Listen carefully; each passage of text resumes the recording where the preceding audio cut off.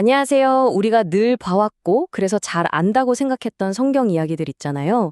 근데 만약에 이 모든 이야기들이 그냥 옛날 일이 아니라 바로 지금, 여러분의 마음속에서 벌어지고 있는 어떤 변화에 대한 설계도 같은 거라면 어떨까요? 오늘은 바로 그 성경 속에 감춰진 내면의 변화에 대한 청사진을 한번 같이 들여다볼까 합니다. 네, 바로 이 질문에서 오늘 우리의 이야기가 시작됩니다. 창세기부터 요한계시록까지 그 수많은 이야기들이 저 멀리 과거의 사건 기록이 아니라 바로 지금 이 순간 여러분의 의식 속에서 펼쳐지는 영적 드라마의 안내서라고 한번 상상해 보세요. 이게 바로 오늘 우리가 함께 탐험할 내용의 가장 중요한 핵심입니다.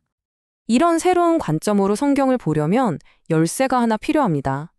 그 열쇠는 놀랍게도 우리가 흔히 보는 번역본이 아니라 성경의 원래 언어인 히브리어나 헬라어 안에 숨어 있어요. 번역되면서 그 깊은 뜻이 좀 희미해진 몇몇 핵심 단어들이 있거든요. 거기에 코드가 담겨 있다는 거죠. 자, 첫 번째 코드부터 한번 풀어볼까요? 자, 첫 번째 코드는요. 성경을 딱 펴면 제일 먼저 나오는 단어, 바로 태초에입니다. 우린 당연히 이게 시간의 시작이라고 생각하잖아요. 그런데 이게 원래 히브리어인 베레슈트를 보면 얘기가 완전히 달라져요. 베는 뭐뭐 안에라는 뜻이고 레슈트는 머리를 뜻하는 로시에서 온 말이거든요. 합치면 뭐가 되죠? 맞습니다. 머리 안에서. 그러니까 성경의 모든 이야기는 까마득한 옛날에 시작된 게 아니라 바로 머리 안에서 시작된다. 이런 엄청난 선언인 셈이죠. 그럼 두 번째 코드를 볼게요. 말씀이 육신이 되었다. 우리는 보통 이걸 아주 특별한 역사적 사건으로만 생각하죠. 그런데 원어를 들여다보면요. 말씀, 즉 로고스는 생명의 씨앗이라는 의미도 있고요. 육신은 바로 우리 자신, 우리의 몸을 가리킬 수도 있어요.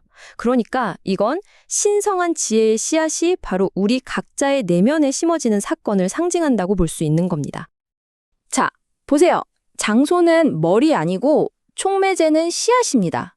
그럼 이제 뭐가 필요할까요? 바로 과정이죠. 창세기에 나오는 7일간의 창조 이야기가 사실은 우주 탄생 기록이라기보다는 우리 내면 세계가 어떻게 새롭게 지어지는지에 대한 단계별 안내서일 수 있다는 겁니다. 다시 한번 베레시트라는 단어를 짚고 넘어갈게요. 정말 중요하거든요. 베는 안에, 레시트는 머리. 성경의 모든 서사는 바깥 세상이 아니라 한 사람의 내면, 즉 이 정신적인 공간에서 출발한다는 걸 명확하게 보여주는 핵심 개념인 거죠. 성경에서 머리라는 건 그냥 신체 부위가 아니에요. 훨씬 더 깊은 뜻이 있죠. 모든 것의 시작점이자 근원, 내 삶을 다스리는 통치의 중심, 그리고 내 생각과 지식의 본부. 한마디로 한 사람의 세계관 전체를 지배하는 내면 그 자체를 상징하는 겁니다. 그러니까 머리 안에서 창조가 시작된다는 건 곧 우리 내면 세계를 완전히 새로 짓는 이야기가 시작된다는 뜻이겠죠? 이 관점으로 보면 창조의 6일은 정말 놀라운 내면 건축 과정으로 다시 보이게 됩니다. 첫째 날의 빛은 어떤 새로운 깨달음이 번쩍 들어오는 순간이고요. 물을 분리하는 건 혼란스럽던 생각들을 착착 정리하는 거예요. 그리고 땅이 드러난다는 건 내 안에 흔들리지 않는 새로운 기반이 생기는 거죠. 이런 식으로 혼돈에서 질서로 새로운 의식이 태어나고 마침내 완전히 새로운 나가 완성되는 과정. 이게 바로 창세기가 보여주는 내면의 설계도라는 겁니다. 하지만 뭐든지 새로 지으려면 낡은 건 허물어야 하잖아요. 그래서 이 내면의 건축 과정이 순탄하지만은 않습니다. 성경은 이 과정을 두 개의 머리, 그러니까 두 개의 다른 지식 시스템이 벌이는 아주 치열한 내면의 전쟁으로 그리고 있습니다. 이 두 세력은 완전히 정반대예요. 한쪽은 두려움과 혼돈을 기반으로 한 낡은 지식 체계, 성경은 이걸 뱀의 머리라고 상징적으로 표현하죠. 다른 한쪽은 진리와 질서를 바탕으로 한 새로운 신성한 지식, 즉 그리스도의 머리입니다. 내 마음속 세계의 주도권을 누가 잡느냐를 두고 이 둘이 끊임없이 싸우는 거죠. 창세기 3장에 나오는 이 굉장히 유명한 구절 있죠. 이게 바로 그 내면 전쟁의 결과를 예고하는 겁니다.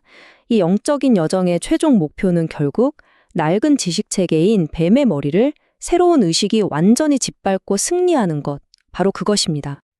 네, 바로 이겁니다. 이게 핵심이에요. 성경 전체를 꿰뚫는 거대한 서사는 결국 한 사람의 내면을 지배하던 낡고 혼란스러운 머리가 무너지고 그 자리에 진리와 질서의 새로운 머리가 세워지는 정말 장대한 변화의 이야기라고 할 수 있습니다.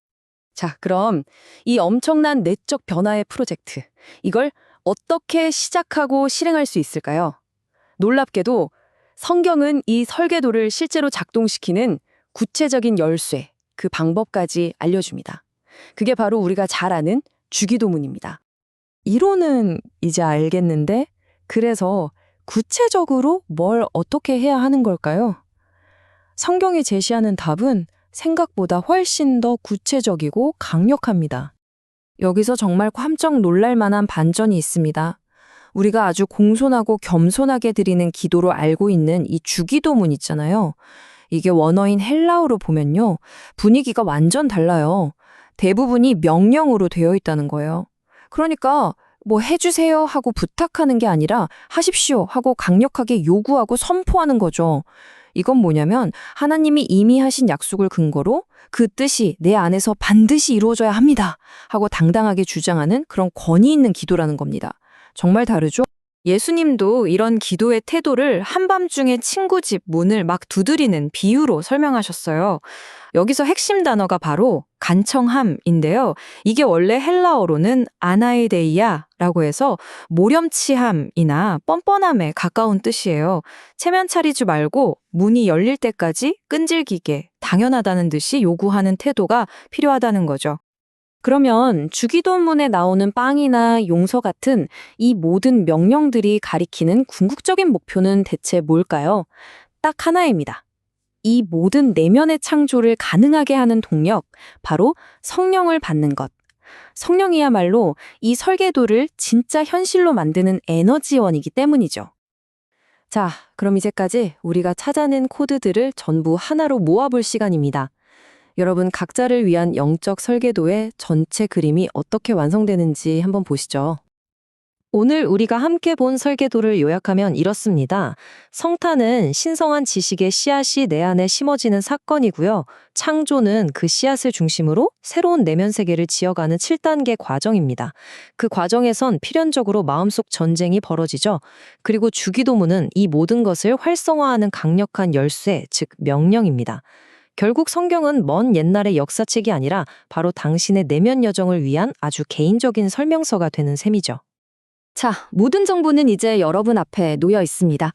성경이 제시하는 내적 변화의 설계도가 이렇게 밝혀졌어요. 이제 질문은 다른 누구도 아닌 바로 여러분 각자에게 향합니다. 이 청사진을 가지고 당신의 내면 세계에 무엇을 건설하시겠습니까?